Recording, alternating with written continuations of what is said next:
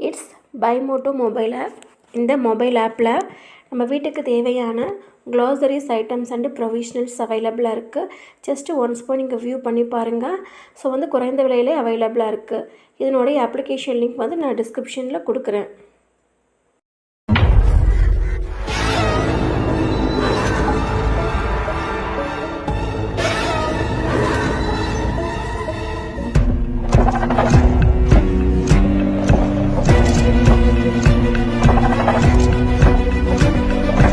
பல நூறு ஆண்டுகால மகிமை தெரியாமல் துணி துவைப்பதற்காக பயன்படுத்தப்பட்ட அதிசய கல். அப்படி இந்த கல்வெட்டுல என்ன இருக்குன்னு தெரிஞ்சா அந்த காலத்து தமிழ் மன்னனுக்கு பொறியாளர்களை மிஞ்சும் மூளையானு ஆச்சரியப்படுவீங்க.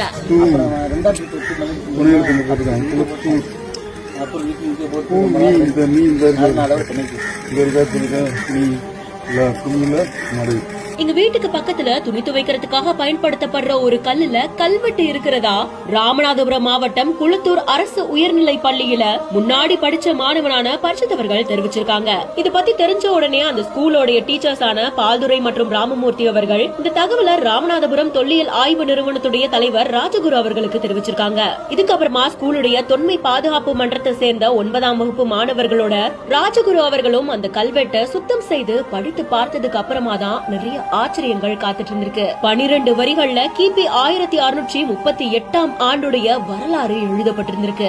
2ஆம் சடையக்க தேவர் அப்படின்ற தலவாயான் சேதுபதி அவர்களுடைய காலத்தை சேர்ந்த இந்த கல்வெட்டு பல வரலாற்று விஷயங்களை தெரிவிச்சிருக்கு. கண்மாயோட உட்புறத்துல 2 தூண்கள் இருக்குமா, அதுக்கு கீழே கல்பெட்டி அப்படின்ற ஒரு அமைப்பு இருக்குமா, அதுதான் குமிழி மடை அப்படின்னு சொல்றாங்க. இதுல நீரோடி சேரோடி அப்படின்னு 2 துளைகள் இருக்குமா. இந்த துளையில இருந்து வெளியேற அதிகப்படியான நீரும் சேரும் பாசன கால்வாயில சேரும் வகையில அமைக்கப்பட்டிருக்குமா. பாசனத்துக்காக தண்ணி திறக்கப்படும் பொழுது அந்த துளையை மூடி இருக்கிற கல்லை எடுத்து விடுவாங்க அப்படின்னு சொல்றாங்க. அப்படிப்பட்ட குமிழி மடையதான் மன்னர் தந்ததா அந்த கல்வெட்டுல குறிப்பிடப்பட்டிருக்கிறதா சொல்றாங்க.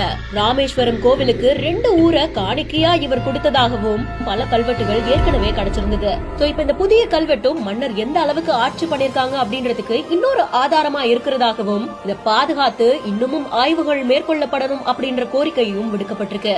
இந்த செய்தி குறித்த உங்களுடைய கருத்துக்களை கமெண்ட் செக்ஷன்ல நீங்களும் சொல்லுங்க. மேலும் செய்திகளுக்கு பிஹைண்ட் நோட்ஸ் ஃபாலோ பண்ணிக்கோங்க.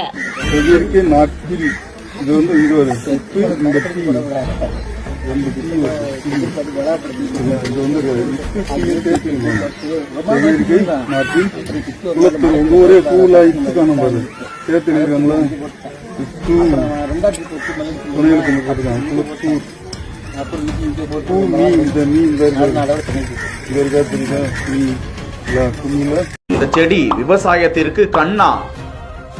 மண்ணின் வளத்தை பெருக்கக்கூடிய இந்த செடியை சாதாரணமாக கடந்து சென்று கொண்டிருக்கிறீர்களா? இந்த செடி 1 கிலோ இவ்வளவா? கொழுஞ்சி செடி குறித்து ஒரு பார்வை.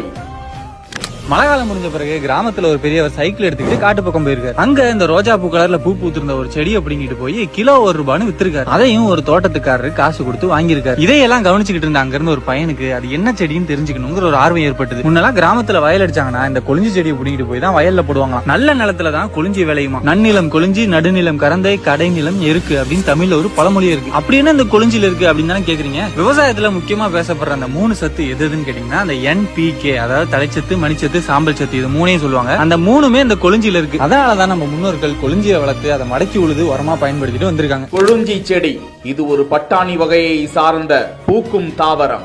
இது ஆணிவேர் கொண்ட ஒரு செடி.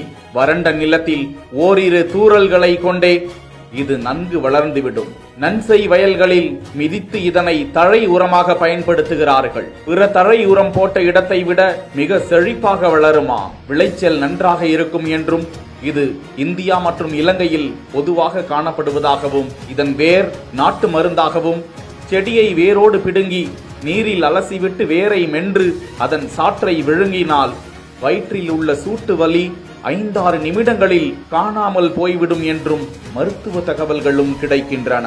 கொழுஞ்சி செடியில் சாம்பல் சத்து, மணிச்சத்து மற்றும் தழைச்சத்து அதிக அளவில் இருப்பதால் நெற்பயிர்கள் செழித்து வளரும். எனவே கொழுஞ்சி செடியை கண்டால் கும்பிட்டு செல்லுங்கள் என்றும் விவசாய விஞ்ஞானிகள் கருத்துக்களை பகிர்ந்திருக்கும் வேளையில் இது குறித்து மட்பாட் என்கிற இன்ஸ்டா பக்கத்தில் கூடுதல் தகவல்கள் வழங்கப்பட்டுள்ளன. It's sponsored by Bymoto mobile app.